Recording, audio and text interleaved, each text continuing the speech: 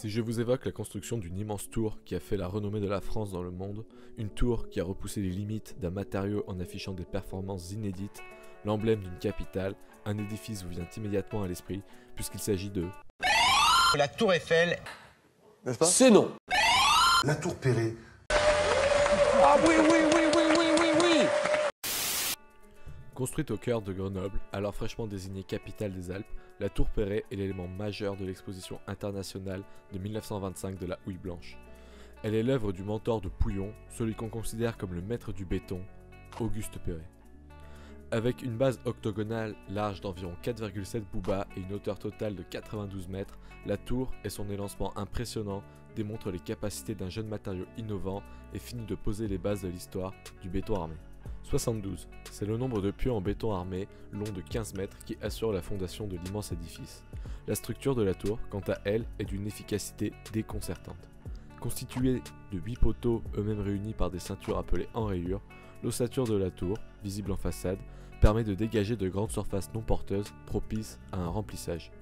Pour ce dernier, dans un souci d'économie et d'esthétique, Auguste Perret réemploie des panneaux en béton préfabriqués conçus pour Notre-Dame du Raincy, un projet livré un an auparavant dans la banlieue de Paris. Les panneaux récupérés sont très largement complétés par la fabrication au pied même de la tour de nouveaux panneaux portant à 1440 le nombre total de panneaux employés. La systématisation de ces derniers, mais également des coffrages de l'ossature, a permis deux prouesses. D'une part, construire la tour en l'espace de seulement 11 petits mois, et d'autre part, de réduire le coût total de la tour à seulement 385 000 anciens francs, ce qui représente environ 400 000 € aujourd'hui. Ce qui en faisait à l'époque le bâtiment le moins coûteux de l'exposition et malgré tout le plus emblématique. Revenons à présent plus en détail sur ces fameux panneaux préfabriqués, ces petits bijoux de béton armé de 60 cm de côté et pesant 57 kg et dont le motif nous interroge.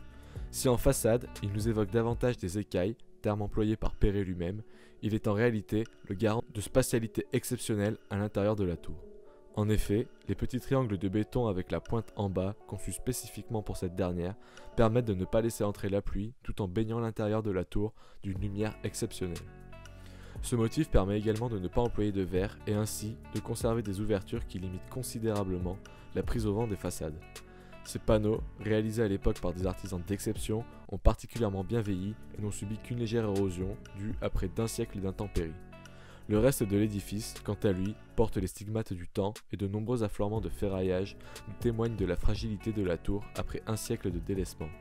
Une question se pose alors, comment et pourquoi sauver la tour Perret? Située au cœur du parc Paul Mistral, plus connu sous l'acronyme PPM, elle sert de point de repère à l'ensemble de la population grenobloise.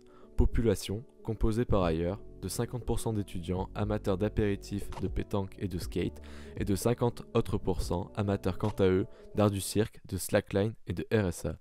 Outre sa fonction de phare pour étudiants enivrés, la tour sert à l'origine de point d'observation pour se repérer dans l'exposition de 1925, mais aussi pour admirer les magnifiques massifs du Vercors, de Beldon et de la Chartreuse.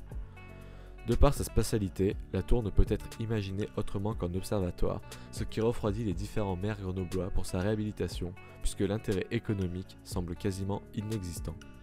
C'est donc l'intérêt patrimonial à lui seul qui porte cette rénovation. Or, cet intérêt fut très faible durant de nombreuses années, de la part des entités patrimoniales, mais aussi de la part du peuple grenoblois. Heureusement, la mobilisation récente de quelques passionnés a permis de remettre sur la table la question de l'avenir de la tour et de garantir par la suite sa pérennité. Après un chantier test en 2020, les travaux de consolidation de la tour ont dû débuter plus tôt que prévu suite à la mesure d'un mouvement inquiétant dans le sommet de la tour au début du mois de mars 2021. Au-delà de l'aspect historique, le projet est également l'occasion d'expérimenter des nouvelles techniques de restauration du béton, puisque jusque-là, nous connaissons peu de techniques pour garantir l'avenir de ce patrimoine sans trop en altérer les qualités esthétiques. Le chantier sera, au même titre que celui de la construction de la tour 100 ans auparavant, un manifeste d'architecture qui aura sans aucun doute une place dans l'histoire du béton armé. Annoncé pour une durée de 2 ans, il est probable que le chantier s'étale davantage dans le temps au vu du peu de recul dont disposent les chercheurs et architectes sur les techniques de restauration. On se donne donc rendez-vous dès 2023 pour grimper de nouveau les 550 marches de cette masterclass d'escalier en spirale et pour redécouvrir la beauté de la tour, mais aussi des paysages qui entourent la fameuse capitale des Alpes.